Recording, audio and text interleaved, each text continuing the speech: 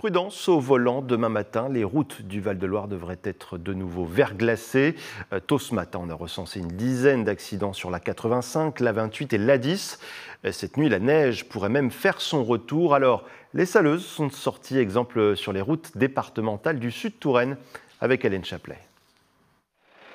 Damien et Sébastien font partie des 200 agents mobilisables de jour comme de nuit pour rendre plus sûrs les 3650 km de routes départementales que compte l'Indre-et-Loire.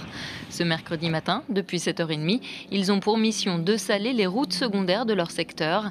Ils ont pris la suite de leurs collègues de nuit qui sont déjà intervenus sur les axes les plus fréquentés. On fait un circuit qui va de la Seine-Saint-Avant jusqu'à Varennes, pour ceux qui connaissent le sud un petit peu, et on remonte de Ferrières-Larson, dans le sud, jusqu'à la ville de Louroux. Ça, c'est les extrémités du secteur. Nous, là, notre centre, on a été séparés en deux. On a deux véhicules qui tournent ce matin.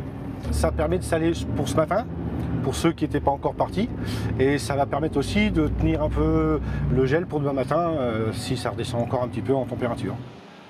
Cette année, le dispositif de viabilité hivernale est en place jusqu'au 27 février, des semaines durant lesquelles, à la direction des routes, on garde un œil attentif aux prévisions météo pour intervenir seulement si nécessaire.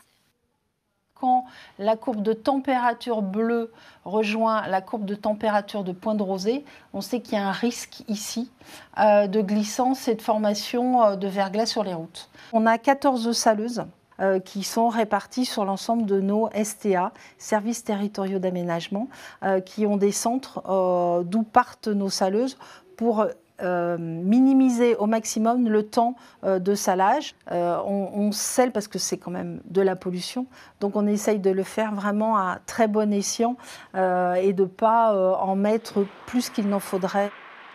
Un risque de verglas est à nouveau possible dans la nuit de mercredi à jeudi. Il y a donc fort à parier que les saleuses seront à nouveau de sortie.